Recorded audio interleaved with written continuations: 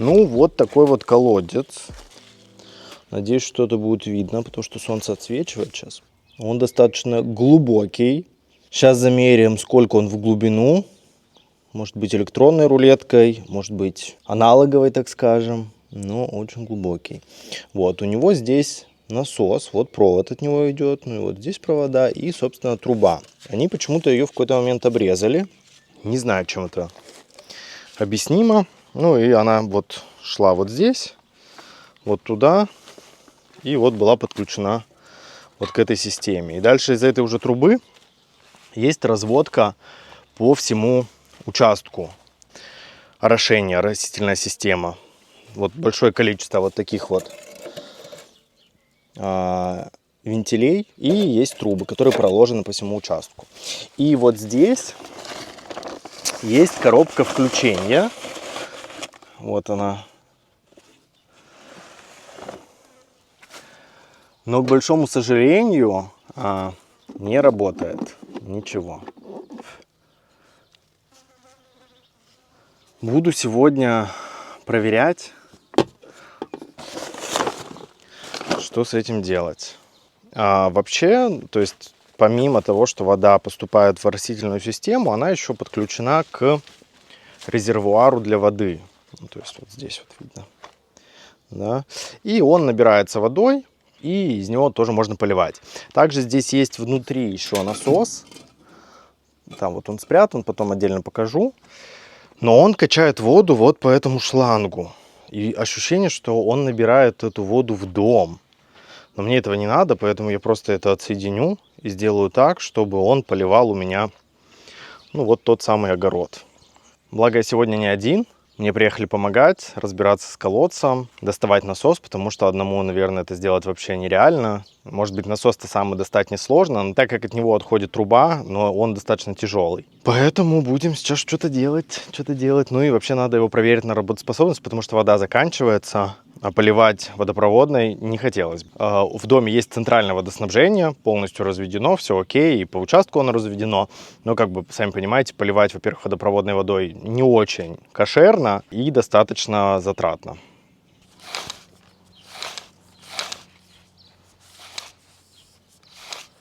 О, коснулся ровно. Диаметр у тебя? 20. 20 всего лишь? Да, 21. Метров. Окей. Вот сейчас 20. Вот сейчас с водой. Так, давай я подниму.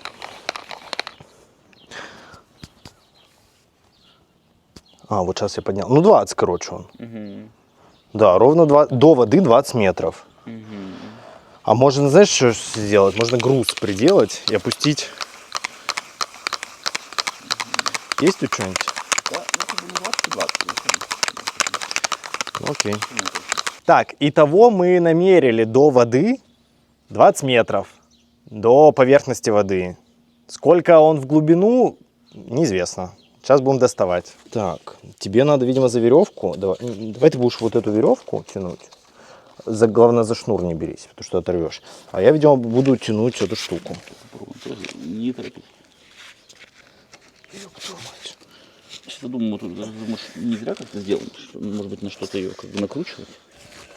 Можно вот так вот. Я вот, например, на вот это буду. Там видно что? Фух.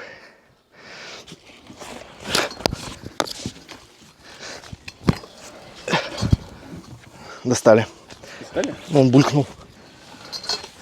Так, стой. Он, кстати, достаточно простой насос. Я думал, он другой. Такая маленькая фитюлька, такая тяжелая. Да. Он тяжелый не из-за этого. Не фитюлька тяжелая, труба тяжелая. Так. Сейчас надо его подхватывать. Он тяжелый, я передумал. Я могу только поддерживать. Нет, веревкой возьми.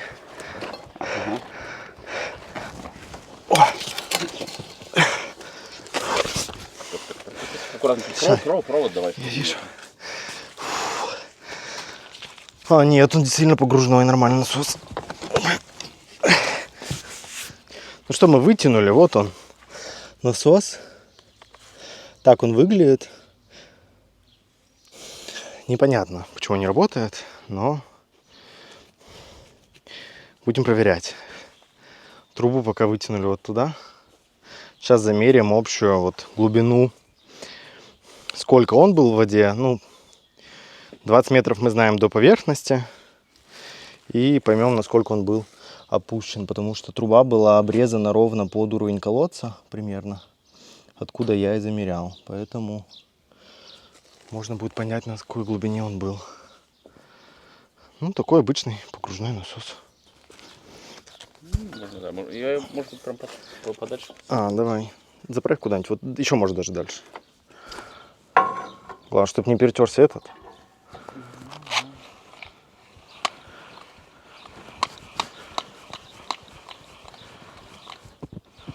Сейчас вот смотри, будет касание когда.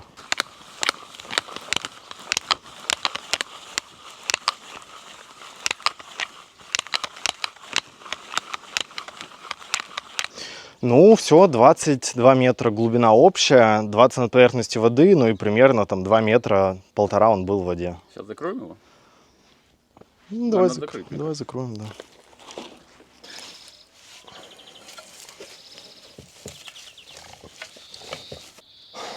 Ох, чувствую сейчас из этой трубы, так как здесь был обратный клапан, сейчас польется оттуда. Прям вангую.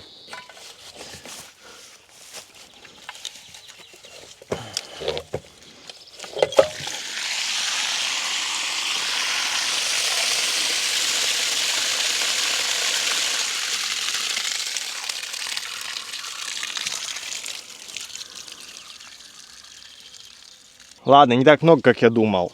Да, действительно, вот обратный клапан. Надо бы его снять. Надо бы его снять, помыть и посмотреть. Может быть, я его сохраню. Даже не представляю. То ли медь, то ли латунь. Она, конечно, вся аж и окислилась. Такая зеленая. Ладно. Сейчас что-нибудь попробуем. Так, ну очевидно, что вот это обратный клапан. А вот это переходник на нем. Мне бы оба, конечно, получить из этого всего. Потому что мне и то надо.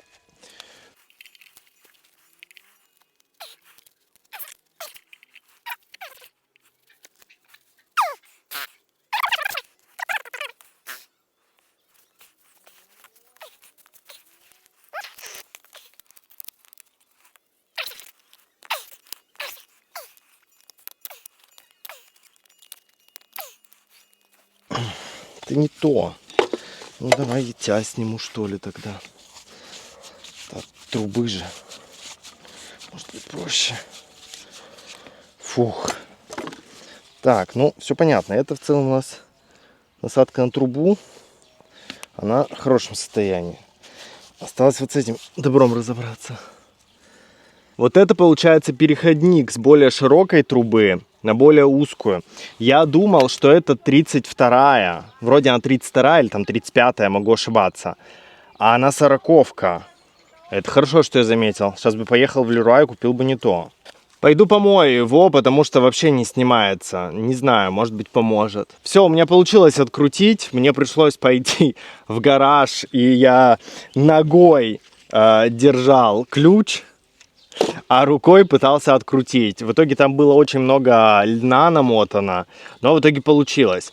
Что я понял? Вот эта вот резьба, это 1,1/4 маленькая часть, которая идет к непосредственно насосу. А крупная, это, видимо, 2, но мне это не так важно, потому что у меня есть уже здесь вот этот переходник. И, собственно, все будет супер. То есть он идеально подходит к трубе. То есть, по идее, новый насос скважины я могу уже сразу поставить так, потому что вот этот разъем подходит к нему и, ну, к новому насосу, который я закажу. Но в любом случае мне нужен обратный клапан. Сейчас попробую либо этот как-то скрутить, что я мало верю, ну, либо куплю новый, и, собственно, тогда у меня в целом будет все готово к установке.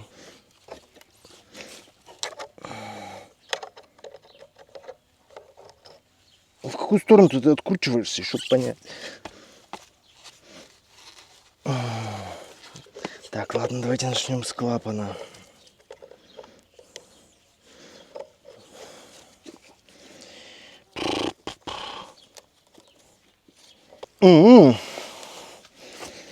Что-то поддается.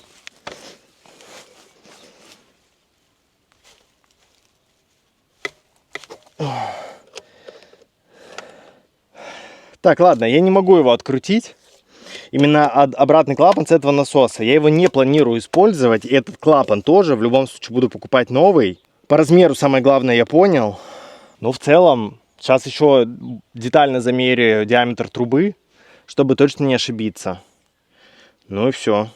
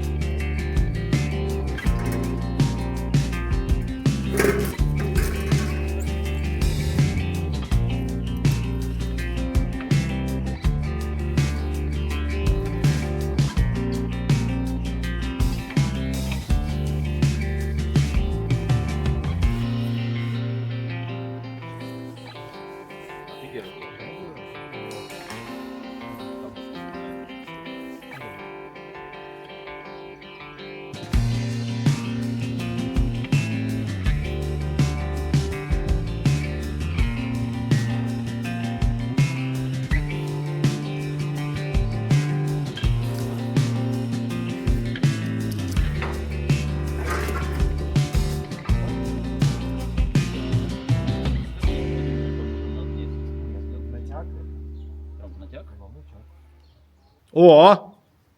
Шланг набухает. Ага. Провис. Набухает, набухает, набухает. Вижу. Кажется, вижу воду. Вижу воду.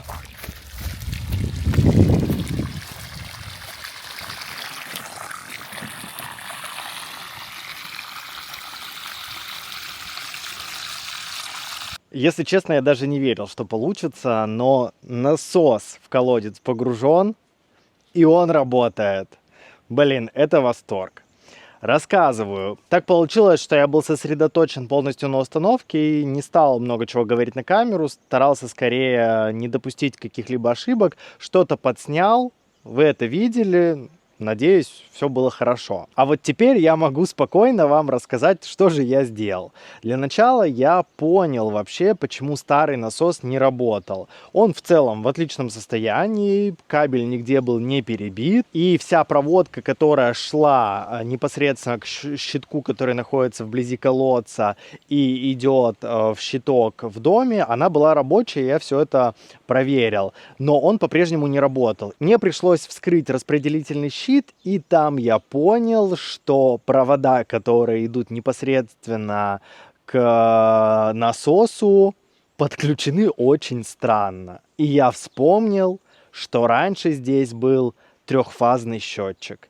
И когда я приехал в дом, я переоформил договор на себя и хотел увеличить потенцию. Да, понимаю, звучит очень смешно, но это не то, о чем вы сейчас могли подумать. Это по факту там напряжение, там 3 киловатта, 6 киловатт. Когда я только заехал в дом, здесь стояло максимальное, возможно, это 3 киловатта. Ну, вы представляете, для своего дома, что такое 3 киловатта? Это ничто. Соответственно, я решил там повысить хотя бы до 8, и приехали электрики, очень быстро все сделали, и сразу же предложили поменять счетчик на однофазный. Таким образом, как бы можно вообще поднять потенцию до очень больших значений. Я согласился, а раньше-то все здесь было на трехфазном, и я почитал про насос этот, я нашел его в интернете. Он, конечно же, трехфазный, поэтому он просто не работает. Мне пришлось купить новый насос, я изучил разные варианты, проконсультировался и вот выбрал насос, который вообще работает до глубины там 60 метров. Мне столько не надо, но так как участок все равно террасный, есть выше часть, выше колодца, важно, чтобы вода и до туда доходила. Я купил новый насос и решил поменять все-таки ПНД-трубу. ПНД-труба была здесь 40-ка, и она была обрезана ровно вровень колодца, и мне бы, чтобы ее подключить к центральному распределению всей воды по участке, а здесь такая есть, такая растительная система, мне пришлось бы искать разные хомуты, разные фитинги и прочее-прочее для того, чтобы это все соединить. Это непростая задача была, я честно пытался, но в ближайших строительных магазинах на 40-ку вообще ничего не было, все 32. Но в итоге я просто купил бобину 50 метров ПНД 32, необходимые фитинги, переходники, обратный клапан и, собственно, все подключил к насосу. Сначала я протестировал это на бочке, погрузил насос в бочку, вообще проверил, работает он, не работает, пропускает ли, не пропускает все фитинги, все соединения, все было хорошо. И вот дальше было уже погружение непосредственно в колодец. Но сейчас это черновое погружение. Что это такое? Пока я не провел внутреннюю всю электрику, пока это все работает через вилку, он всего лишь 750 ватт, поэтому нет никаких проблем. Он работает через вилку в розетку. Понятно, что в дальнейшем я это все красивенько сделаю. И трубу я пока не обрезал. То есть та труба, которая сейчас торчит из колодца, эти 50 метров, они не обрезаны. Почему? Я сделал так специально по нескольким причинам. Во-первых, я хочу понять, а сколько мне действительно нужно оставить, какая оптимальная глубина у колодца, будет ли уходить вода, будет ли она подниматься для того, чтобы управлять высотой погружения насоса. Ну и второе, продумать все, как ее все-таки подключить к центральному водоснабжению по всему участку. Но есть еще одна причина. Вместе с насосом шел вот такой автоматический там контроллер давления, который может его нагнетать или понижать, а еще у него есть защита от сухого хода. То бишь, если вода в колодце резко закончится, то он отключит насос. Но еще его преимущество в том, что когда я перекрываю кран где-нибудь на участке, насос выключается. Если я открываю кран, насос автоматически включается. То есть мне не нужно постоянно переключать вилку в розетку или жать на кнопку. Я его еще не установил, потому что, опять же, повторюсь, это черновое погружение. Мне было важно понять, а вообще будет ли что-то работать? Пойдет ли вода из трубы или не пойдет? Но еще есть другая причина, тоже немаловажная. Я не знаю, сколько не пользовались колодцем. Ну, по моим ощущениям, ну, не знаю, 5 лет, наверное, точно. И воды там, то есть его общая глубина 22 метра, и воды только 2 метра. Ну, я опускал груз, замерял. Эмпирическим путем мне удалось это узнать. И кажется, что 2 метра воды, ну, маловато. Может быть, я ошибаюсь. И мне интересно, если я сейчас выкачаю, постараюсь пооткачивать воду почаще оттуда, будет ли появляться новая вода или вообще не будет появляться? Может быть, она поднимется выше или не поднимется? Ну, это загадка. Ответ мне пока неизвестен. Вода долго стояла, ее нужно пооткачивать. И, конечно же, сейчас у меня первая задача такая. Прокачать воду как можно чаще, как можно больше. Я хочу сейчас помыть резервуар для воды, который я вам показывал, где хранилась дождевая вода и куда тоже есть подключение от колодца. Слить оттуда все, что сейчас грязное, залить туда свежие водички из колодца, посмотреть вообще какая она, илистая, глиняная, зеленая или прозрачная, но, по крайней мере, то, что шло из трубы, было достаточно прозрачно, но это не показатель. В общем, задача прокачать воду. Тратить ее просто не собираюсь. Мне как раз-таки нужно полить все растения на участке. Следующей неделе будет очень жарко, 35-38 градусов. Ну, в общем, вот. Поэтому погнали. Сейчас буду поливать.